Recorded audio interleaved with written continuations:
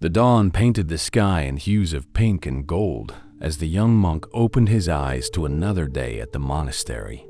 As always, his hands trembled slightly while arranging his saffron robe, a habit that had accompanied him since his arrival at the temple 5 years ago.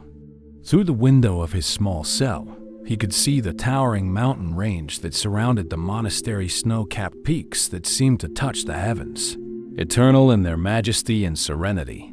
Walking through the ancient stone corridors toward the main hall for the first meditation of the day, his steps echoed like whispers of his own insecurity. The other monks were already there, seated on their cushions with the upright posture of bamboo and the wind flexible yet unyielding.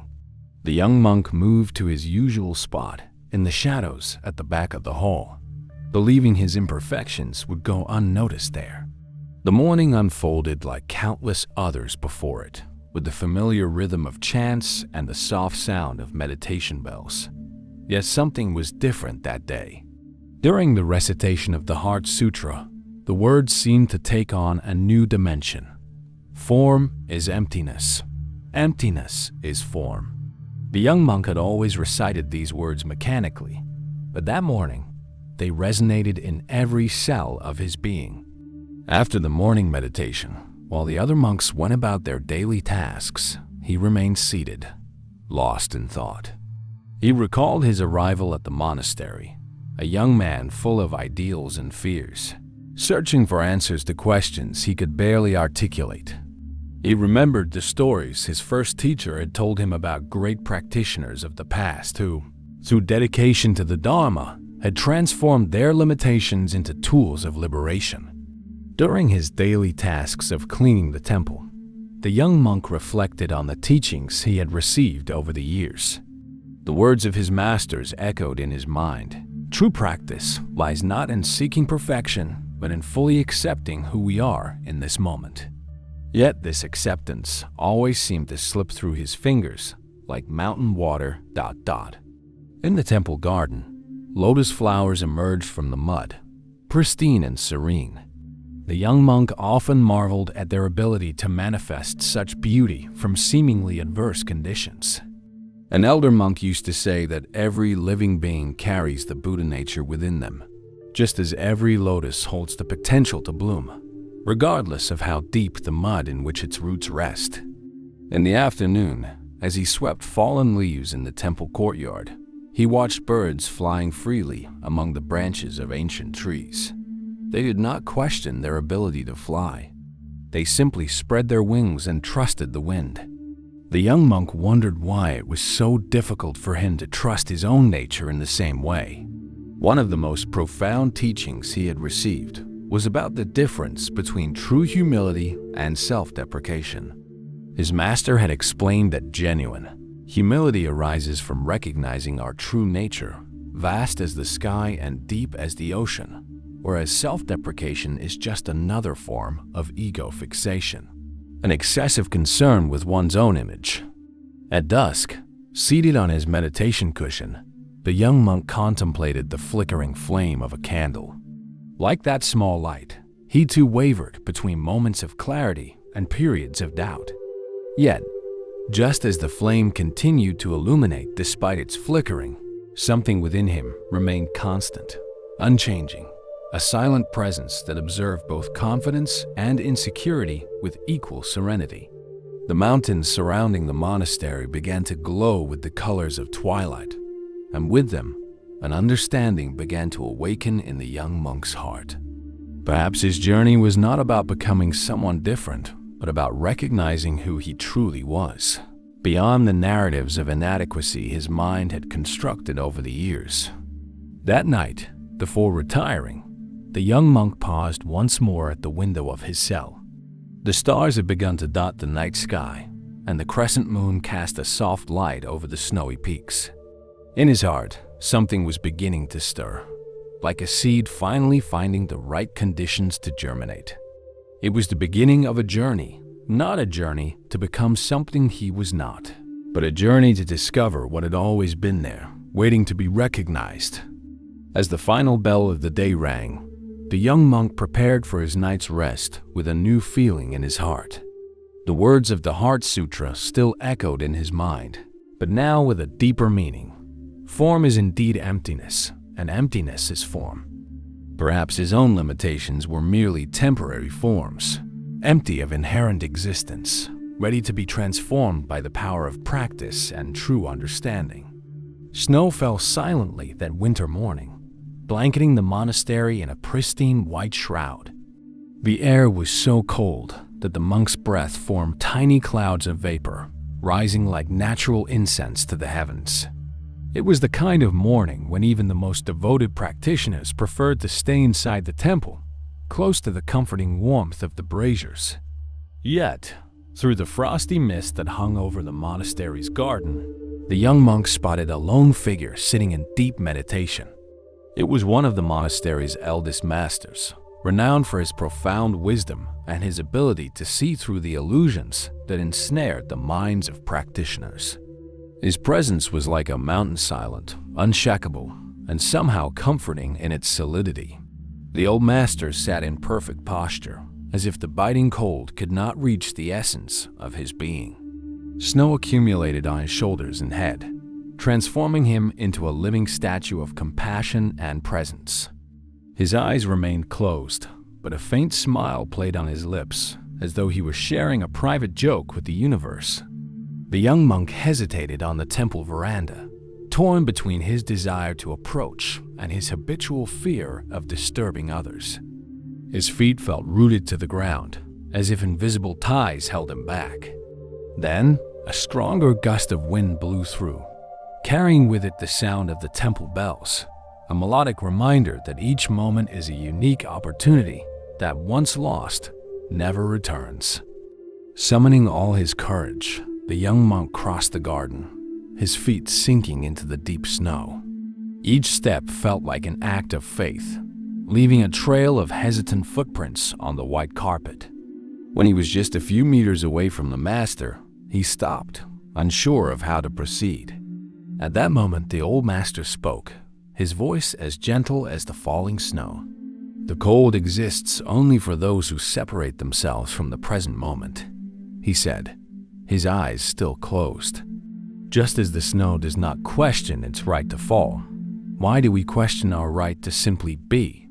The young monk's legs trembled, not from the cold, but from the depth of those words, which seemed to touch his very heart. With surprising kindness, the master gestured for him to sit in the snow beside him. Hesitant, the young monk obeyed, feeling the cold seep through his thin robe. "Master," he began, his voice trembling slightly, "how can I overcome the fear of not being enough? How can I find the confidence that seems so natural to others?" The old master opened his eyes then, and his gaze was like a ray of sunlight breaking through storm clouds. "Have you ever watched how the snow falls?" he asked, extending a hand to catch a snowflake. Each flake is unique, completely different from all others that have ever existed or will ever exist. Yet no snowflake ever doubts its nature or questions its right to be unique. The silence that followed was heavy with meaning. The young monk watched the snowflakes dance in the air, each following its own path to the ground. "But master," he protested, "a snowflake has no choice about its nature. We, on the other hand—" The master interrupted him with a soft laugh that echoed through the garden like music. "And do you believe you have a choice about your Buddha nature? About the light that shines within you? The only choice we have is to recognize or ignore what we already are." As he spoke, the master began drawing circles in the snow with a fallen branch. "Look," he continued, "each circle I draw has imperfections, yet each is complete in itself. Our practice is not about achieving perfection, but about recognizing the completeness that already exists in our essential nature." The young monk watched in fascination as the circles multiplied in the snow. Each one unique, each one imperfect, each one perfectly whole in its imperfection. "But how can I trust this nature when I feel so incomplete?" The old master stopped drawing and looked directly into the young monk's eyes. "Have you ever wondered why birds sing in the morning? They do not sing to prove anything to the world. They sing because it is their nature. Your voice, your presence, your existence, they are like the song of the birds. Natural, spontaneous, complete. Hours passed without either of them noticing. The snow continued to fall, but the young monk no longer felt its cold as acutely. Something within him was shifting, like ice beginning to melt under the warmth of spring. "Before I leave," the master said, rising with the grace of one who dances with the wind, "let me share a secret with you. The confidence you seek is not something to be attained, but something to be remembered. Like a bird that has never forgotten how to fly, even if it has never flown before." The sun was beginning to set, painting the snow in hues of pink and gold. The young monk remained seated for a few moments longer, absorbing the depth of the encounter. The master's words had planted a seed in his heart, a seed of understanding that, like a lotus flower, would find its way through the mud of doubt to the surface of awareness. That night, in his cell, the young monk dreamed of birds singing in the snow and lotus flowers blooming from ice. In his heart, the seed planted by the master began its quiet journey toward the light. The following morning, after meeting with the old master, the young monk was summoned to the monastery's main hall even before the first bell of the day. The sky still held shades of purple as he walked through the silent corridors, his footsteps echoing off the ancient stone walls. In the hall, lit only by a few candles, the old master awaited him, seated on his meditation cushion as if he had not moved since their encounter the day before. "There is a sacred place atop the mountain," the master began, his voice blending with the sound of the wind whispering through the window cracks. "A rocky plateau where, according to ancient tales, great masters of the past achieved profound realizations. Today, it is merely a barren space, battered by winds and strewn with rocks. Your task will be to transform that space into a garden." The young monk's heart raced. He knew that place well. Everyone in the monastery did. It was the highest accessible point on the mountain, a location where not even the hardiest of weeds could survive. The thin air and rocky soil made cultivation seem impossible. "But master," he protested, his voice trembling slightly, "nothing grows up there. The soil is barren, the wind relentless, and the air so thin it's hard to breathe.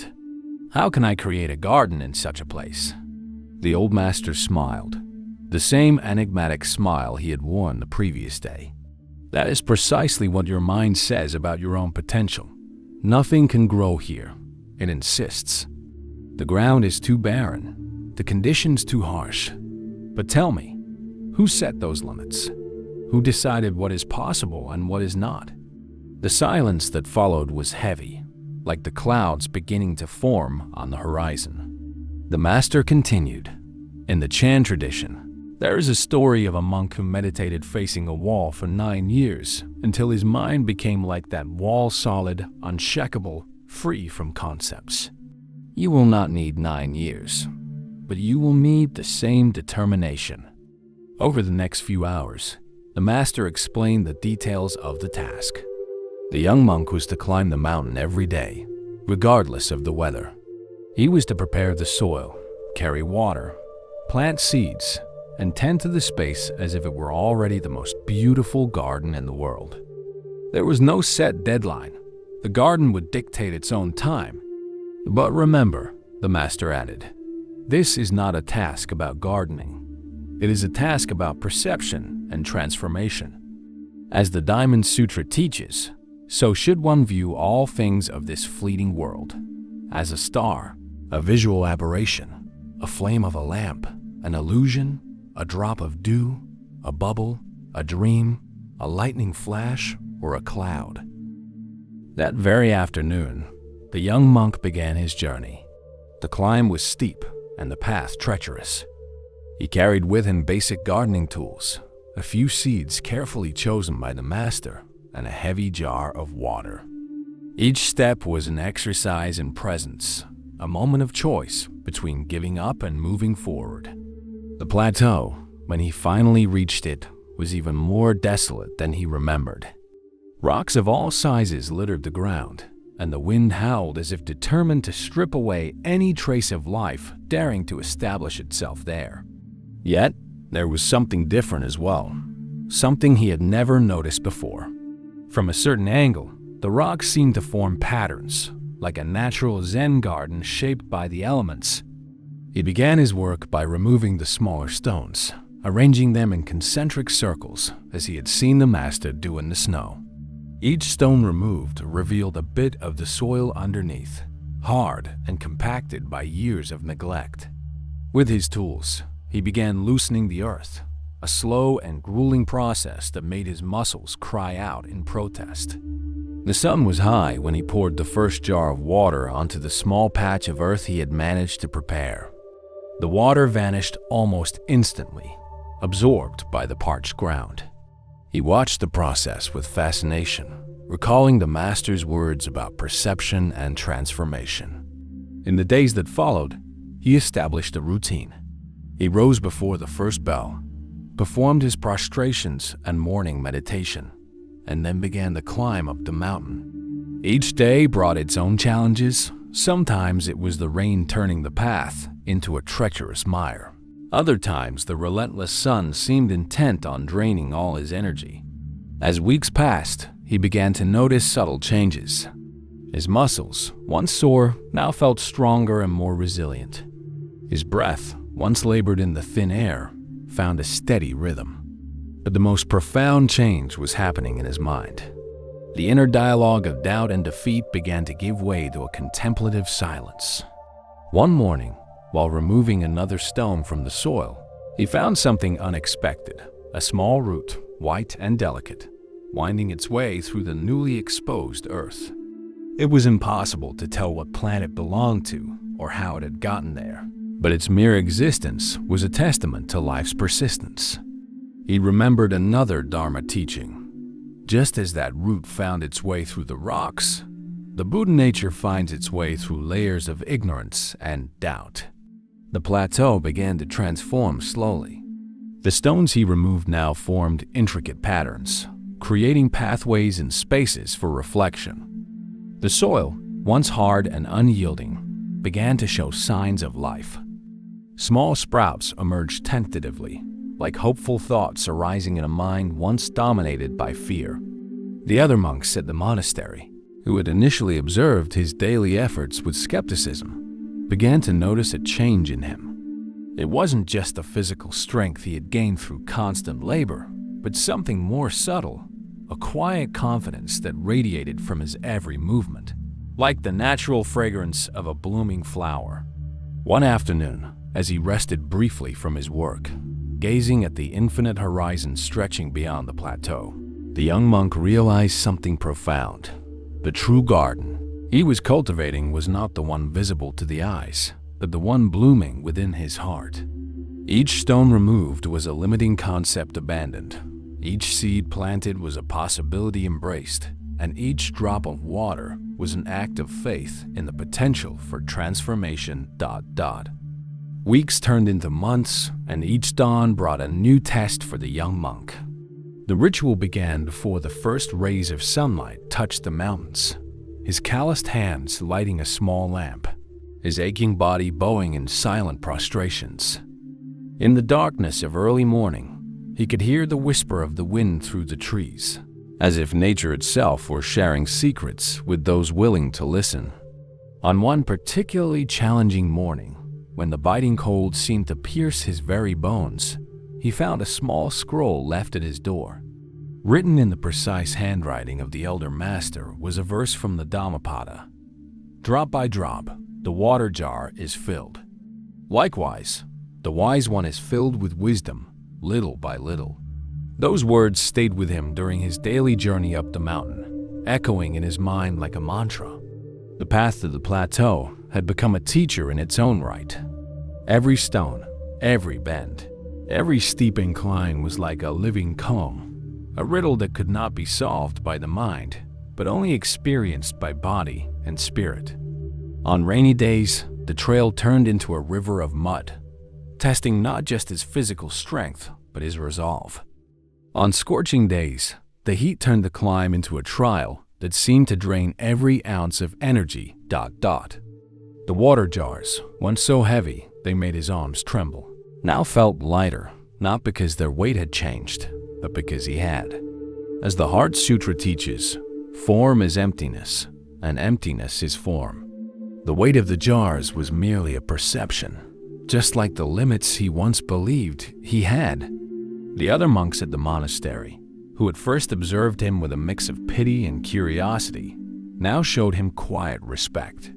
Some began waking earlier to help him fill the jars, an act of compassion that deeply moved him. Yet the young monk had learned that even the assistance of others was a lesson in the interdependence of all beings. As the sutras teach, there is no separate self performing the action. During his long hours of work on the plateau, he began noticing subtle patterns in nature that he had previously overlooked. The clouds forming in the valley below had their own rhythm, as did the gusts of wind that swept through the area. Even the hardest rocks bore marks of transformation when observed closely enough. Everything is impermanent. He reminded himself of the teachings. Even the most solid of mountains is constantly changing. His hands, once soft and hesitant, now told stories through their calluses and scars. Each mark was a testament to perseverance, each callus a badge of dedication.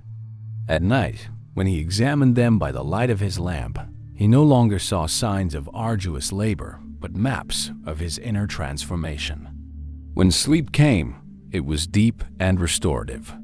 His dreams were filled with visions of celestial gardens and mountains that touched the clouds. In some dreams, he saw himself as a small seed planted in the rocky soil of the plateau, its roots pushing through stone, seeking nourishment deep within the mountain. In others, he was the wind itself, free and formless, dancing among the rocks and whispering ancient truths. One particularly challenging day brought an unexpected storm. The sky darkened suddenly, and fierce winds threatened to uproot the young seedlings he had painstakingly cultivated in the garden. For hours, he worked tirelessly to protect each sprout, each fragile manifestation of life entrusted to the mountain soil.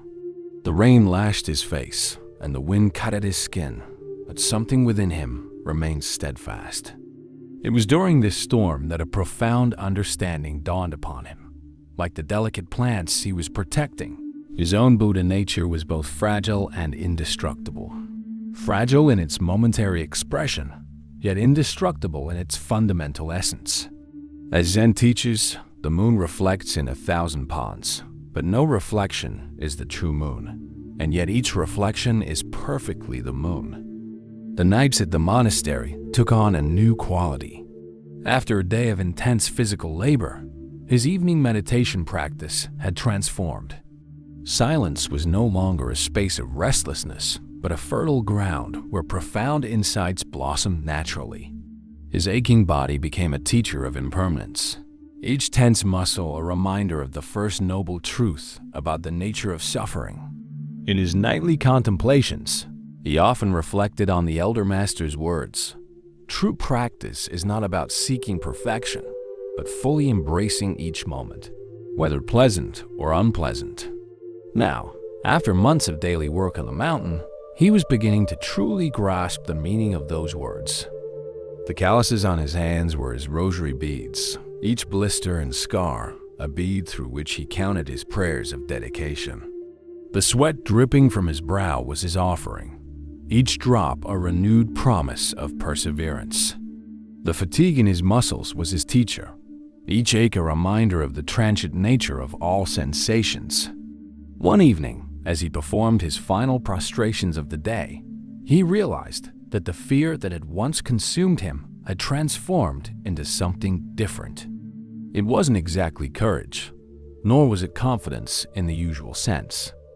It was more like an inner space of deep acceptance, a quiet recognition that every challenge, every moment of doubt, every drop of sweat was part of a larger process of transformation. Like the waters of a river flowing endlessly toward the sea, his daily practice had become a natural stream of devotion. There was no longer a distinction between the practitioner and the practice, the gardener and the garden. As Zen teaches, when you plant a tree, you become the tree. When you meditate, you become the meditation. The dawn of that particular day began like so many others before it. The young monk awoke before the first bell, his body instinctively assuming the meditation posture that had become as natural as breathing. Yet, there was something different in the air, an intangible quality he could not name. Perhaps it was the way the light filtered through the morning mist, or maybe it was something deeper, a shift in the very texture of reality. During his morning meditation, he recalled an old story the elder master used to tell about a practitioner who spent years observing a single blade of grass until, in that one blade, he saw the entire universe reflected. At the time, the story had seemed like an impossible riddle. Now, after months of daily work in the mountain garden, he was beginning to glimpse its true essence. The path to the plateau had become as integral to his practice as the sutras he recited each morning. Every stone, every curve of the trail felt like an old friend greeting him. The very challenges of the climb, the thin air, the weight of the water jars, the steep terrain had transformed into silent teachers, imparting lessons of perseverance and acceptance. When he reached the summit that morning, the sun was still struggling to fully emerge from behind the distant mountains. The plateau, which months earlier had been a barren expanse of rock and sterile soil, now bore subtle signs of transformation. The once hard, unyielding ground had grown softer, more receptive. The stones he had removed and rearranged formed patterns reminiscent of ancient Zen gardens, each one telling its own story of persistence. As he performed his usual routine of inspecting every tiny sprout and carefully watering the prepared soil, something caught his attention. There, amidst the rocks where he had planted a few seeds weeks ago, a spot of color stood out against the monochromatic mountain landscape. Approaching cautiously, he could hardly believe his eyes. A single lotus flower, small but perfectly formed, its petals opening to the rising sun like hands in prayer. Time seemed to stop.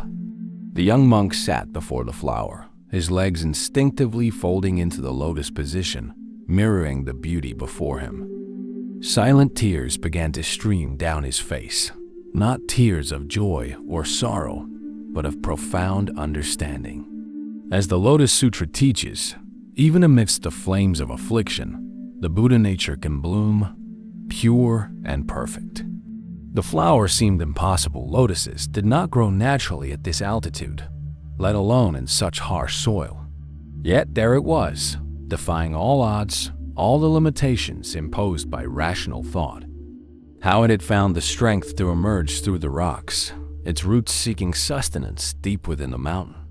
As he gazed at the flower, a memory surfaced, the elder master's words at the beginning of his journey.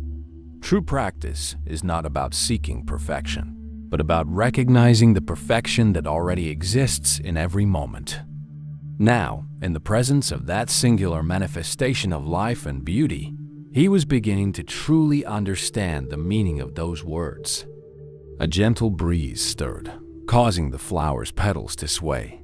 In their delicate motion, the young monk saw his own journey reflected like the lotus. He too had emerged through difficult terrain, his roots delving through layers of doubt and fear to find the source of true nourishment. Hours passed unnoticed as he remained absorbed in contemplation of the flower. The sun arced across the sky. The shadow shifted, but he remained still, in a state of total presence that transcended chronological time. It was as if each moment contained all of eternity, as if the entire Dharma were encapsulated in that single flower. He observed how sunlight played on the flower's petals, creating ever-changing patterns of light and shadow. In its apparent fragility, the flower demonstrated extraordinary strength, the same strength that allows life to manifest in the most improbable places, that allows compassion to bloom even in hearts hardened by affliction. A flock of birds passed high overhead, their shadows briefly dancing across the plateau. The young monk smiled, remembering how he used to envy their apparent freedom. Now he understood that true freedom lay not in escaping limitations, but in fully blooming within them, just as that lotus flower had found the freedom to express itself even amidst the rocks. As the day wore on, other monks from the monastery began ascending the mountain, drawn by rumors of something extraordinary in the plateau garden. Each one who arrived stood in reverent silence before the solitary flower, instinctively understanding they were witnessing more than a simple botanical miracle. The elder master was the last to arrive, just before sunset. His smile upon seeing the flower was like the sun itself, radiant and full of warmth. He sat beside the young monk, who had not moved all day, and together they watched the day's last light dance upon the flower's petals. "Do you see now?" the master asked softly. "The miracle is not in the flower, but in the eyes that behold it. The transformation is not in the garden, but in the gardener." The young monk nodded silently. His posture had subtly shifted. He was no longer the hesitant novice who had begun this journey months ago. Like the lotus flower emerging from the rocks, he too had found his own way to bloom. As the first stars began to appear in the night sky, the young monk realized that this single flower had become a mirror of his own transformation. As Zen teaches, when you cultivate a garden, it is not only the garden that blooms, you yourself become the garden. The morning after the lotus flower miracle, the monastery buzzed with a different energy. News had spread like a mountain breeze, and monks from all corners came not only to witness the flower that defied altitude, but also to see the young monk who, unknowingly, had become a living embodiment of the Dharma. As he went about his morning chores, he noticed that his reflection in the well water showed a face he barely recognized. It wasn't just the marks of physical labor or the tan from the mountain sun. There was something deeper, a quality that emanated from within, like the glow of a lamp shining through rice paper. During the morning ceremony, for the first time since his arrival at the monastery, he no longer sought the shadows at the back of the hall. His natural place now seemed to be exactly where he stood, not at the front nor the back, but simply present. His voice, once a hesitant whisper, joined the chants with the ease of a stream flowing down the mountainside. The old master observed everything with his characteristic smile, like someone watching a seed they had planted long ago finally bear fruit. During the teaching period, the master shared an ancient story. Long ago, a young seeker asked the Buddha how to find true confidence. The Buddha picked up a stone and began polishing it. Day after day, he continued to polish the same stone. The seeker, impatient, asked when he would receive his answer. The Buddha then showed him the stone, now a perfect mirror, and said, "True confidence is not something we find, but something we reveal when we remove the layers that cover our true nature." As the master told the story, the young monk felt each word resonate within him, like the temple bells. His journey in the mountains had been just that, a process of polishing, where every stone moved, every jar of water carried, every moment of perseverance had helped reveal something that had always been there. That afternoon, as he climbed to the plateau for his usual tasks, he realized he carried the mountain within himself. It was no longer just a physical place, but a state of being vast as the sky, solid as the rock, fluid as the wind. The lotus flower was still there, its petals even more open, as if smiling at the sun. The other monks, who now regularly climbed to help with the garden, didn't just see a flower, a work in progress. They saw a living testament to the power of transformation. What was once a barren, desolate plateau had become a place of strength and inspiration, not just for what grew there, but for what it symbolized. During twilight meditation, seated in his usual spot in the main hall, the young monk understood that his journey had been a perfect circle. He had not fundamentally changed. How could he, when his true nature had always been complete? What had changed was his perception, like clouds clearing to reveal a sky that had always been there. This is a story about the true nature of self-confidence. It is not something we build from scratch, like a structure, but something we uncover, like a treasure that has always been buried in our own garden. The young monk didn't become someone different. He simply removed the obstacles that prevented him from recognizing who he truly was. The mountain, the garden, the lotus flower, all are mirrors of our own nature. Just as the flower found the strength to bloom through the rocks, every being has the innate ability to manifest their true nature, no matter how adverse the circumstances. True self-confidence is neither arrogance nor presumption. It is the quiet recognition of our fundamental nature. It is like the mountain that does not need to announce its height, or the flower that does not need to proclaim its beauty. It is a natural state of being, not one that we must constantly maintain or prove. The optimism that moves mountains does not come from denying difficulties, but from understanding that our essential nature is greater than any obstacle. Like the sky that remains unchanged by the clouds passing through it, our Buddha nature remains whole and perfect, regardless of external circumstances. And just as the young monk discovered his true nature through the patient cultivation of an impossible garden, each of us has the potential to discover our own completeness through consistent practice and deep acceptance of who we truly are. The mountain of doubt may seem insurmountable, but with every mindful step, every moment of perseverance, every act of faith in our fundamental nature, we discover that the mountain was not an obstacle. It was the very path to our Enlightenment.